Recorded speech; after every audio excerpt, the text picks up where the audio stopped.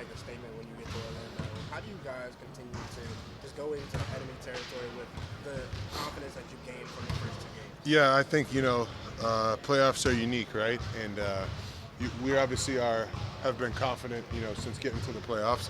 But I think you just continue to do what you do and be ready to weather storms and stick together.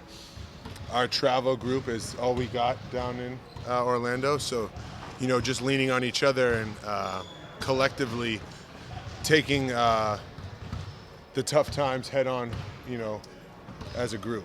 You talked about one shot has one life, and you can continue to shoot no matter what's going on in the Yeah. shot. How important has that mindset not only been for you, but for Max as well, and going into this next phase of the series? Yeah, I think, in the NBA you get labels of being a shooter, but, Max, even more than me, I think, impacts games more than just his shooting.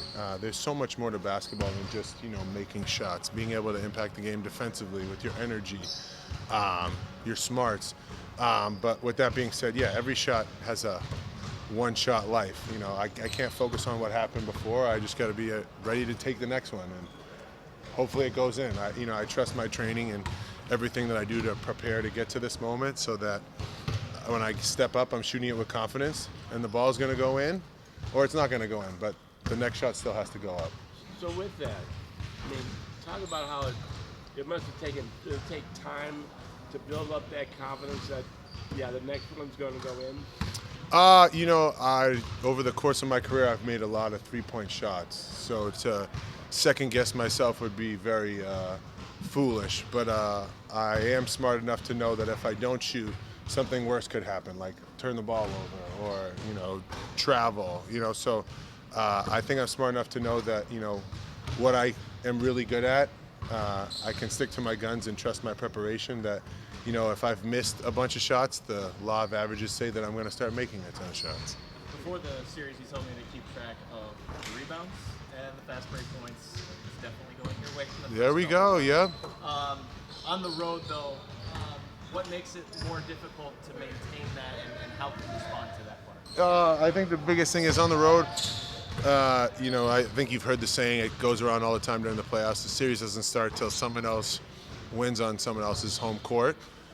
So they're going to be juiced up, rejuvenated to get back home. They haven't made the playoffs in however many years, so their crowd is going to be loud. And, I think, what I told you, winning those battles, you continue to grind that out, and usually when you can win those small battles within the big game, you have a good enough chance.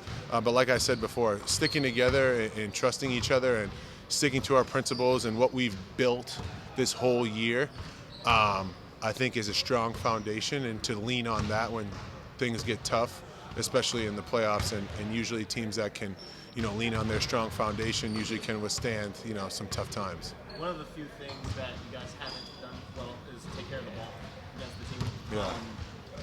Have you seen any commonalities in the film with how turnovers are coming, and how can you remedy that? Yeah, I think we've had some lulls where, we give them a bunch of turnovers consecutively, right? Having a turnover every once in a while is part of the game, right? That's going to happen. But what we want to limit is compounding ones, where if there's a 4-minute stretch and we have 4 turnovers, that means we had 4 less chances to get the ball on the rim and to score, with the scorers and players that we have out there, and we gave them a free opportunity because most of our turnovers have been live ball turnovers. And when they are in a fast break scenario and not playing against a set defense, that's when Orlando's numbers are the highest offensively. So if we can continue to take care of the ball, and yes, if we have a turnover that's thrown out of bounds and we can set up our defense, I like our chances rather than them getting out and having a fast break off our turnovers. JD said after game one that some people don't understand how good you can be as a defensive player. What do people miss? He said that? He did say that. That's some good stuff right there. That brings a smile to my face because, I hate to make it about me, but, my whole career has been kind of grinding it out.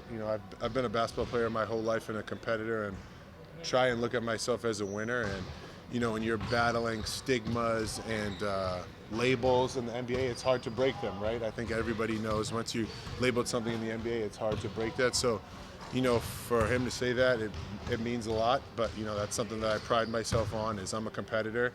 And I get pissed when people are, trying to score on me or pick on me because I'm a prideful guy and I like to win. And I realize, that's one part where people think that they have an advantage, but I don't know the numbers, but I like to think they play in my favor.